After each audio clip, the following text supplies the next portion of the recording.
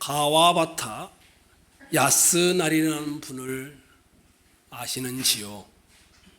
이 야스나리라는 분은 일본에서는 굉장히 유명한 작가입니다.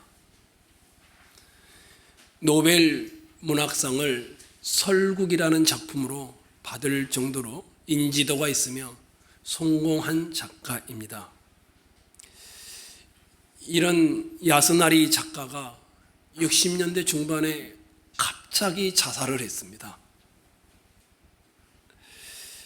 집에서 도시가스를 입에 물고 죽었다라고 알려졌습니다.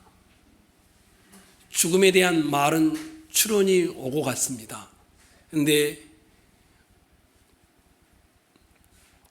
언론에 따르면 어렸을 때 부모를 일찍 여의고 할아버지, 할머니 밑에서 야스나리는 자라났다고 합니다. 할아버지, 할머니가 너무 소중했는데 나중에 치매 상태에 들어가서 노년의 추한 모습들을 다 드러내고 할아버지, 할머니가 세상을 떠난 것이었습니다. 어린 이 야스나리는 자기도 늙어서 할아버지, 할머니처럼 있다가 죽을까 봐 두려웠다라고 합니다. 세상의 모든 영광과 칭찬과 유명한 인지도를 다 가졌지만 나이를 먹어가기 시작할 때에 치매 같은 것으로 인생을 마칠까 봐 너무 두려워서 매일매일 이 두려움, 이 불안, 이 염려가 갈수록 심해져서 60대 중반에 할머니, 할아버지처럼 살아서는 안 되겠다. 깨끗할 때, 정신이 멀쩡할 때 죽자 하고 가스를 입에 물고 죽은 것이었습니다. 인터넷에 들어갔더니 어느 작가가 이런 이야기를 써놨습니다.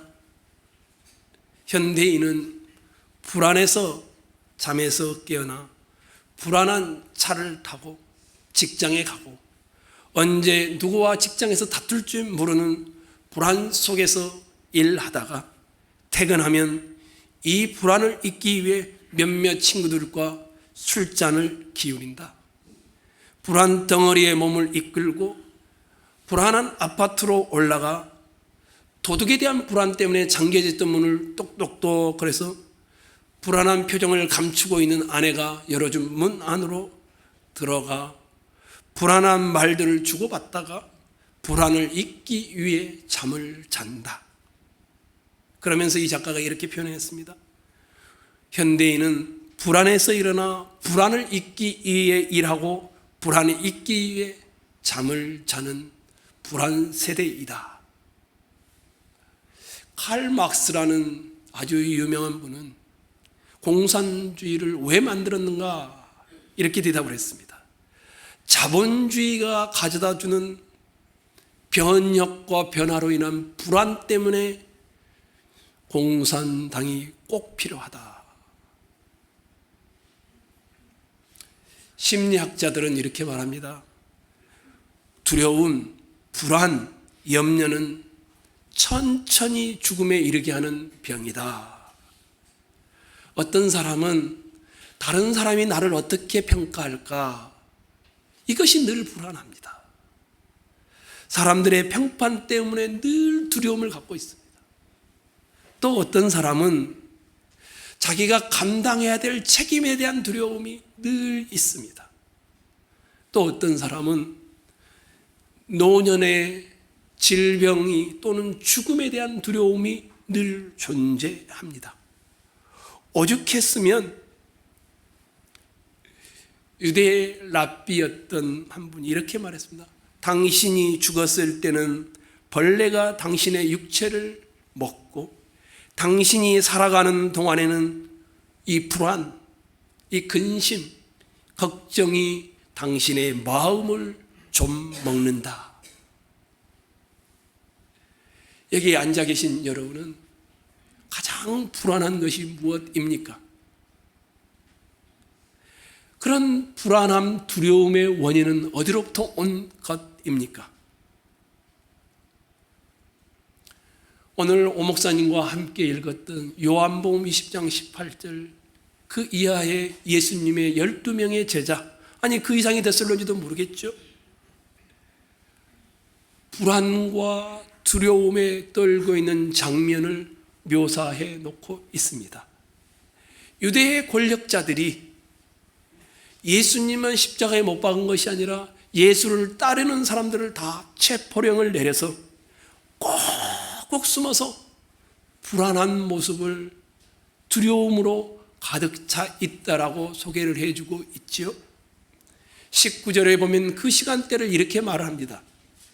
이날 곧 안식 후 첫날 저녁 때에, 안식 후 첫날 저녁 때라는 말은 예수님께서 부활하신 그날 저녁을 의미합니다. 그리고 18절을 보시면 한 여인이죠. 막달라 마리아라는 한 여인이 밖에서 그리고 제자들에게 말을 하고 있습니다. 내가 죽었다가 살아나신 주를 보았다. 주께서 나에게 이렇게 말씀하셨다. 이렇게 증거하고 있을 그 시각에 바로 그때에 제자들은 도대체 무엇을 하고 있는지를 밝혀놓고 있습니다. 19절을 다시 보아보십시오. 이날 곧 안식 후 첫날 저녁 때에 제자들이 유대인들을 두려워하여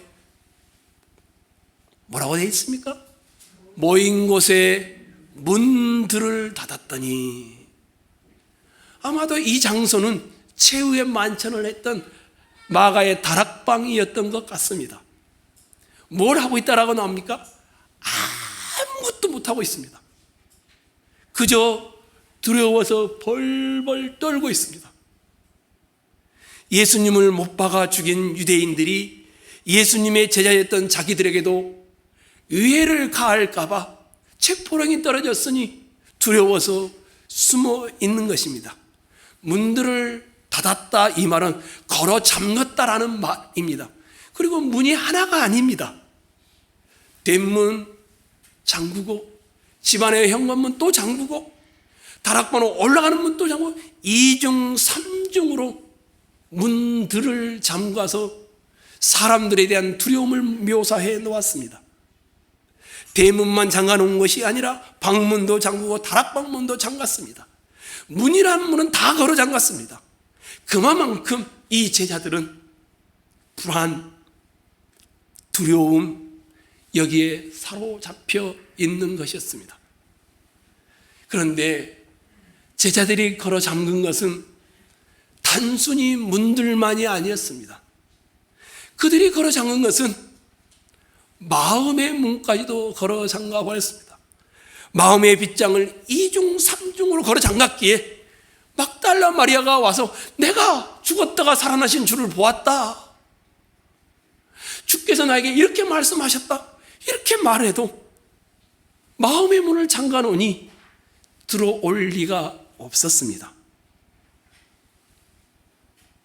깊은 불안함, 두려움이 마음의 문까지도 잠그게 만든 것입니다.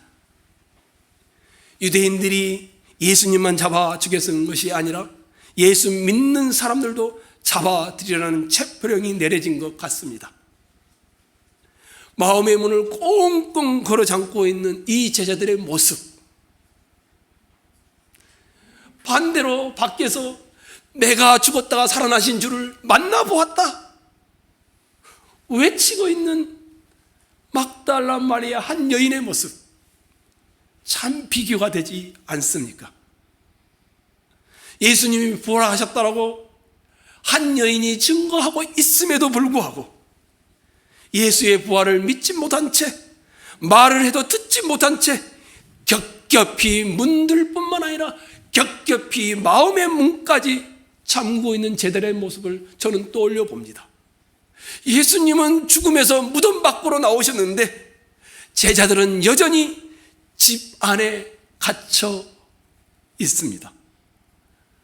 오히려 제자들이 무덤 속에 갇힌 듯한 인상을 받습니다. 예수님은 부활하셔서 죽음으로부터 자유로워지셨는데 제자들은 지금 문들을 닫아 잠금, 마음까지도 잠겨버려서 부활의 증거들이 하나도 들려오지 않습니다. 예수님은 죽음을 다스리고 계셨는데 제자들은 이 죽음의 두려움에 지배를 당하고 있습니다. 이것이 이 제자들의 모습 그들 뿐일까요? 혹시 우리는 어떤가요? 다락방에 숨어서 꽁꽁 숨어서 부르르 떨고 불안해하고 어쩔 줄 몰라하는 그 제자들의 12명의 남자들. 반면에 집 밖에서 내가 주를 만나보았다, 주께서 나에게 이렇게 말씀하셨다 라고 말하고 있는 막달라 마리아라는 한 여자, 비교하여 보십시오. 너무 대조적이지 않습니까? 남자들은 숨어있고 그 당시에 법정에서 증인으로 쓸 수 없는 여자는 증언하고 있습니다. 제자라는 호칭을 가진 남자들은 꽁꽁 불안에 떨고 있고, 막달라 창녀였던 과거의 전력을 가졌던 이 여인은 주를 만났다라고 증거하고 있습니다. 그리스도를 만났느냐 만나지 않았느냐, 부활한 예수 그리스도를 믿느냐 믿지 않느냐, 부활하신 예수 그리스도가 내 안에 있느냐 없느냐는 남자 12명의 제자들과 창녀였던 과거를 가진 한 여인을 비교함으로 둘을 정확하게 보여주고 있습니다. 한쪽은 불안, 두려움에 짓눌려 있습니다. 걱정에 눌려 있습니다. 질병에 눌려 있습니다. 환경에 눌려 있습니다. 또 다른 한쪽은 남자도 아닌 여인이지만, 과거의 창녀였지만 부활하신 주님, 다시 사신 주님을 만난 그는 주님이 살아나셨다, 나에게 이렇게 말씀하셨다 외치고 있습니다. 서론에 말했던 것처럼 오늘 현대를 불안 세대라고 부릅니다. 우리를 주눅들게 하는 것들이 한두 가지가 아니죠. 힘차게 달려가고 싶은데 우리의 용기를 꺾어버리는, 그리고 우리를 주저앉게 만드는 일들이 인생사의 복병처럼 참 많습니다.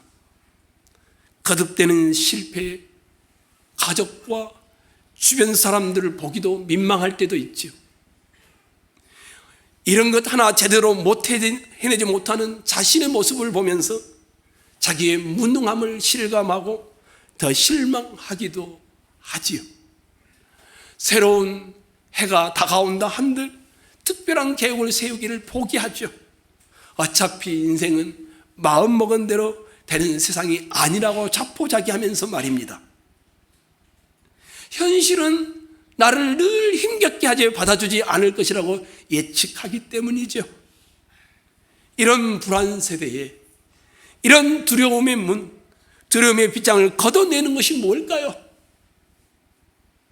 의심과 불신과 우리를 주저앉게 만드는 걸어 잠그는 문을 박차고 일어날 수 있는 문이 뭘까요?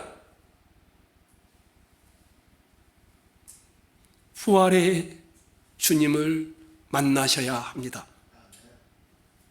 실패할 수 있지만, 가다가 넘어질 수 있지만, 두려워하지 않기 위해서, 불안 때문에 주저앉기 위해서, 미리 포기하지 않기 위해서는, 머뭇거리지 않기 위해서는 죽음에서 다시 살아나신 부활의 주님을 만나셔야 합니다. 이렇게 두려워 떨고 있는, 불안하고 어찌할 걸 몰라 주저앉고 아무것도 하지 않고 있는 제자들에게 우리 주님이 찾아오시죠. 19절에 보시면 예수께서 오사 가운데 서서 이렇게 되어 있습니다. 예수께서는 두려워 떨고 있는 제자들 한가운데 나타났습니다. 모두가 보는 거죠. 죽음을 이기신 예수께서 죽음의 노예가 되어 문들을 잠그고 이중 삼중으로 떨고 있는, 그래서 두려워하고 불안하고 있는 제자들에게 오신 것입니다. 제자들은 죽음에서 풀려나신 예수를 잊어버렸습니다. 그렇지만 우리 예수님은 죽음의 공포 속에 있는 제자들을 잊지 않고 찾아오셔 그들 가운데 서 계십니다. 제자들은 예수에게서 마음이 멀어져 버렸습니다. 환경밖에 보이지 않았습니다. 그렇지만 예수님은 마음이 멀어진 제자들에게 가까이 가고 있습니다. 그리고 예수님의 그들을 향한 마음이 어떻게 표현되는 줄 아십니까? 예수께서 오사 가운데 서서 이르시되 너희에게 평강이 있을지어다. 21절에도 예수께서 또 이르시되 너희에게 평강이 있을지어다. 두 번씩이나 샬롬 인사말을 하는 경우는 없습니다. 그러나 7일 후에 또 오셔서 예수님은 제자들에게 26절 이하를 보시면 말씀이 뭐냐면 너희에게 평강이 있을지어다. 무엇을 의미할까요? 부활하신 예수께서 실패한 제자들에게, 불안에 떨고 있는 제자들에게, 두려워하고 있는 제자들에게 제일 먼저 하시는 일은 평강을 주시는 일이었습니다.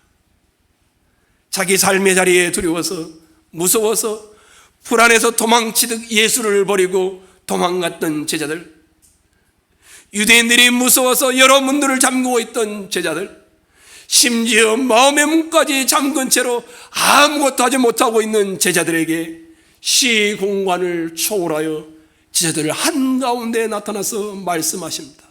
너희에게 평강이 있을지어다. 제자들이 와서 용서를 구해야 하는데 오히려 도망가고 피하여 숨어있던 제자들에게, 배반한 제자들, 도망간 제자들, 실패한 제자들, 무능한 자들을 예수께서 죽음에서 살아나셔서 찾아오셔서 첫 마디의 말씀, 너희에게 평강이 있을지어다. 자기를 버리고 배반한 제자들이라면 선생으로 찾아오시면 어떻게 해야 됩니까? 너 왜 그랬어? 너 그것밖에 안 돼? 저주하거나 분노하거나 화를 내야 하는 거 아니겠습니까? 주님은 그렇지 않습니다. 너희에게 평강이 있을지어다. 오늘 본문에 부활하신 예수께서 문들을 걸어 잠그고 유대인들을 두려워해 숨어있는 제자들을 향해서 나타났을 때에 너희에게 평강이 있을지어다, 이렇게 말씀하십니다. 저는 여러분의 마음속에 오늘 주님이 이 가운데 서셔서 불안한 세대를 사는 여러분 모두에게 동일하게 말씀하시리라 믿습니다. 여러분 모두에게 주의 평강이 있을지어다. 주님이 말씀하신 평강은 뭘까요? 요한복음 14장 27절에 예수님이 십자가를 바로 달리기 전에 이렇게 말씀하셨어요. 평안을 너희에게 끼치노니 곧 나의 평안을 너희에게 주노라. 내가 너희에게 주는 것은 세상이 주는 것과 같지 아니하니라. 너희는 마음에 근심하지도 말고 두려워하지도 말라. 여러분 모두에게 이 부활의 아침에 주님이 주시는 이런 평강이 여러분의 가정에, 여러분의 삶의 자리에, 여러분의 심령 속에 일어나기를 축원합니다. 예수님이 주시는 이 평강은 도대체 뭘까요? 두려워하지 말라라는, 마음에 근심도 하지 말라는 이 평강은 뭘까요? 더 이상 사람의 눈을 두려워하지 말라고 하십니다. 더 이상 염려와 불안과 눈물을 거두는 평강을 외쳐대고 있습니다. 여기서 예수님이 말하는 평강은 죽음에서 살아나신 부활을 기초하고 있습니다. 예수님은 제자들에게 이 확신을 주기 위하여 20절의 말씀을 하십니다. 20절을 여러분이 한번 앞을 보고 읽겠습니다. 시작.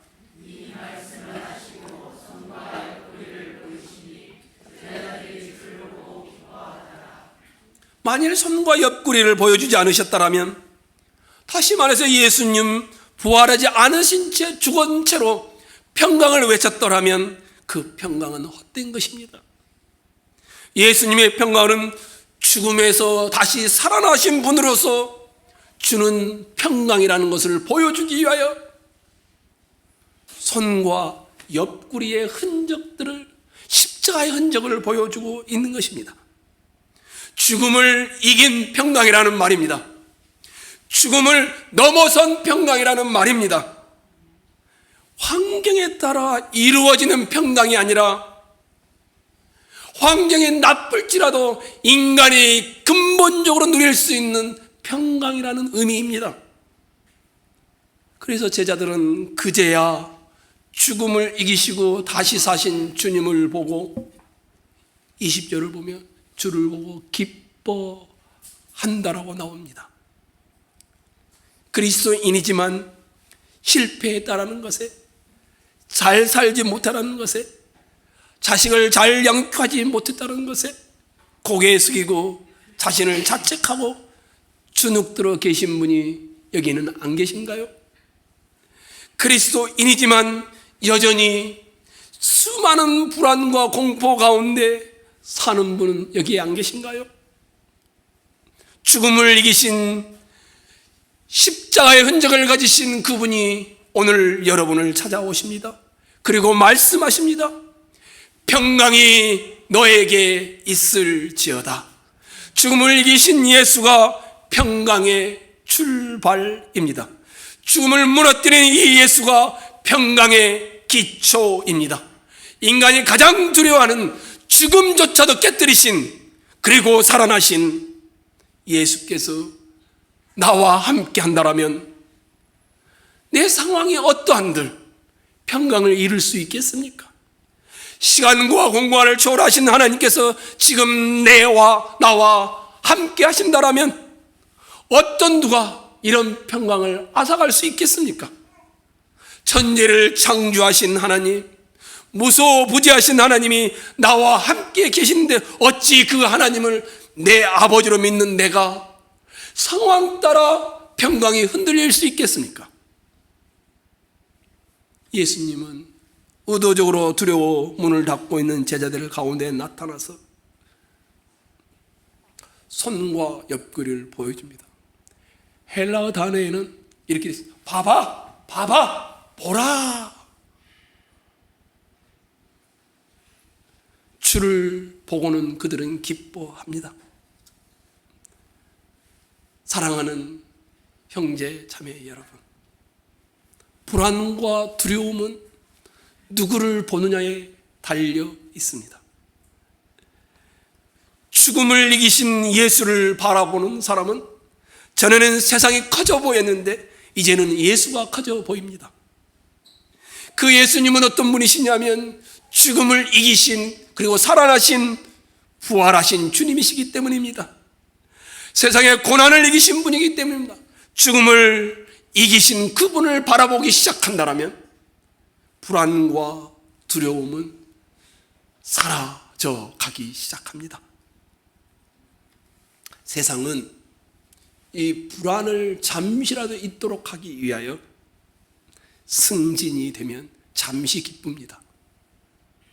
월급이 오르면, 또 직장이 튼튼하게 잘릴 일이 없으면, 사업이 잘 되고 자녀가 잘 되고 사람과의 인간관계가 원만해질 때 다 평안하다라고 말합니다.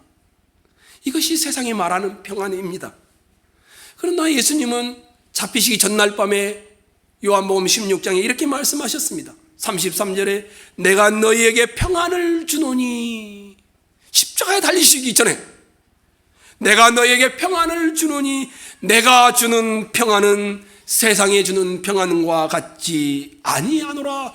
볼지어다 내가 세상을 이기었노라. 예수의 평안은 세상 사람이 말하는 평안이 아닌 것입니다. 예수의 평안은 세상을 이길 수 있는 평안인 것입니다. 예수의 평안은 세상을 이겼다는 평안인 것입니다. 그 평안은 옆구리와 손바닥에 흔적으로 남아있는 십자가의 흔적이었습니다. 이 십자가는 죄와 사망으로부터 이겼다라는 흔적인 것이었습니다. 우리를 찾아오셔서 우리 가운데 서신 주님, 죄악과 사망의 흔적인 옆구리와 손바닥을 보여주신 주님, 그 주님을 바라보면 제자들처럼 그렇게 두려워 떨다가 기쁨이 마음에 일기 시작할 것입니다. 주님이 지금 이 시간 우리에게도 보라라고 말씀하십니다. 무엇을요?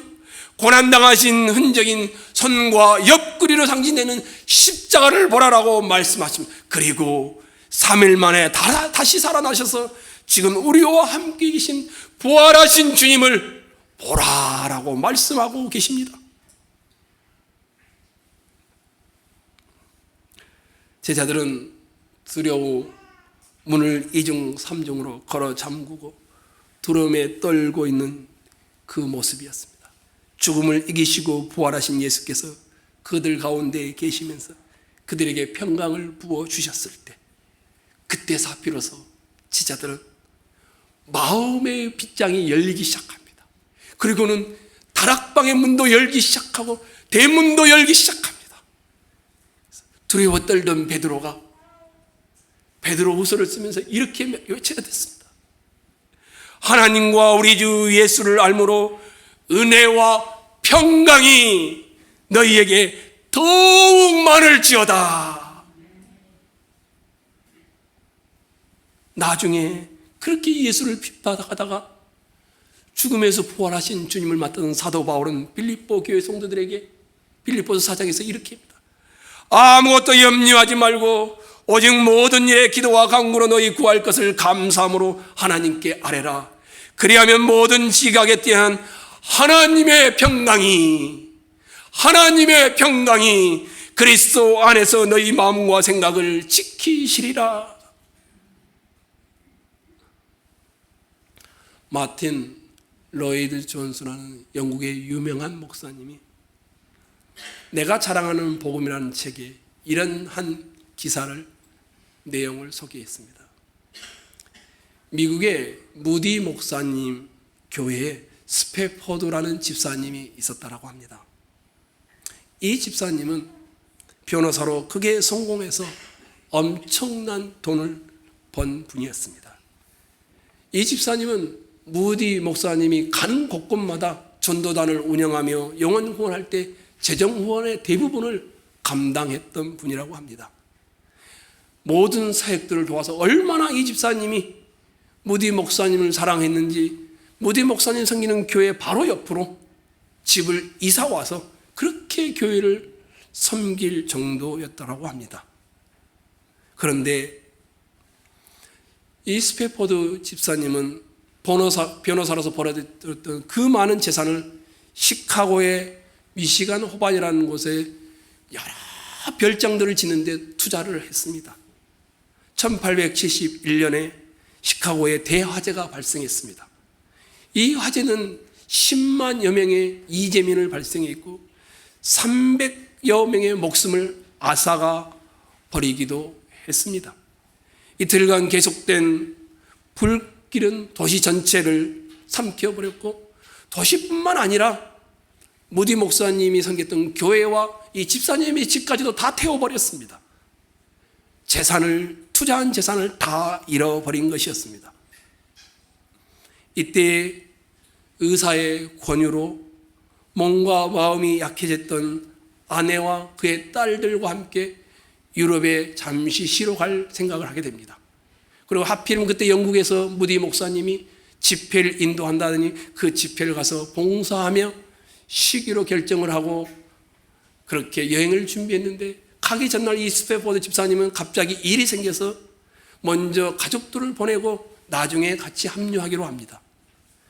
그런데 대서양을 횡단하는 여객선이 빌레드 아보르라는 이 여객선이 1873년 11월 15일에 313명을 태우고 뉴욕항을 떠나 파리로 향하고 있었습니다.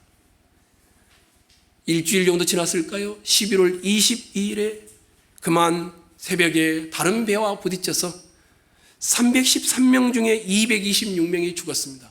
그 죽음 안에는 4딸이 다 들어 있었습니다. 나중에 스테프포드 집사님은 뉴스를 통해 그 사고를 접하고 애태우는데 아내로부터 전보 한 통이 왔습니다. Saved alone. 나만 살아남았다라는 것이었습니다. 그런데 그것이 끝이 아니었습니다.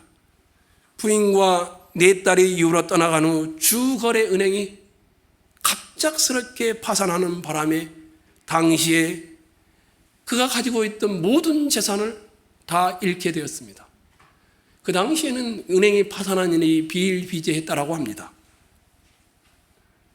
떵떵거리던 부자에서 그렇게 하나님을 잘 섬기는 자리에서 하루아침에 거지가 된 것이었습니다.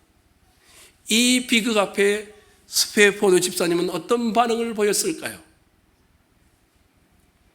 그는 기도하다가 이런 시를 써 내려갔습니다.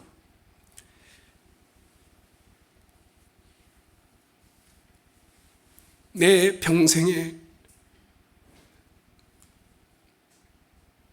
가는 길 순탄하여 늘 잔잔한 강 같든지 큰 풍파로 무섭고 어렵든지 나의 영혼은 늘 편하다. 내 영혼 편안해. 내 영혼 평안해. 저 마귀는 우리를 삼키려고 입 벌리고 달려와도 주 예수는 우리의 대장되니 끝내 싸워서 이기리로다. 내 영혼 평안해. 이게 바로 세상과 그리스도인의 차이입니다. 세상은 우리에게 말합니다. 시간이 약이야. 너는 이길 수 있어. 남자가 약해지면 안 되지. 또 어떤 사람은 이렇게 말합니다. 인생은 다 그런 거야. 스테포드는 큰 풍파로 사랑하는 4딸을 순식간에 빼앗겼고 가지고 있는 전 재산을 다 잃었습니다. 그렇게 무섭고 어려운 순간에도 빼앗길 수 없는 평안이 있다고 고백했습니다. 모든 상황을 넉넉히 이기는 승리가 있다고 말하는 것이었습니다. 이런 고백을 할 수 있는 자가 바로 그리스도인인 것입니다. 어떻게 모든 것을 잃어버린 스테포드가 평안하다라고 말할 수 있을까요? 이것에 대한 설명은 단 하나밖에 없습니다. 우리 주님이시요 구주이신 예수 그리스도의 복음에 대한 신뢰 때문입니다. 이것 말고는 설명할 길이 없습니다. 내 현실의 삶을 넘어서 사망을 이기신 주를 믿지 않고는 이런 평안이 올 수가 없습니다. 여기 계신 여러분, 어려움을 넉넉히 이기는 삶을 살아기를 바라시나요? 흔들리지 않는 견고한 자존감을 갖기를 원하시나요? 고난 가운데서 큰 기쁨을 누릴 수 있기를 원하시나요? 여러분이 해야 할 일 단 하나입니다. 하나님이 우리를 건져주시기에 하나님 아버지가 작정하시고 예정하시고 선택하시고 그 아들을 십자가에 달려 죽게 하신 다음은 다시 살아나게 하신 그 예수를 믿는 것입니다. 평안을 너희에게 끼치노니 곧 나의 평안을 너희에게 주노라. 내가 너희에게 주는 것은 세상이 주는 것 같지 아니하리라. 너희는 마음에 근심도 말고 두려워하지도 말라. 주님을 믿음으로 이 평강이 여러분과 저의 것이 되기를 소원합니다. 이렇게 하시고 나서 말씀의 결론입니다. 주님은 평강을 내칠 뿐만 아니라 21절의 말씀을 하십니다. 21절을 읽겠습니다. 시작.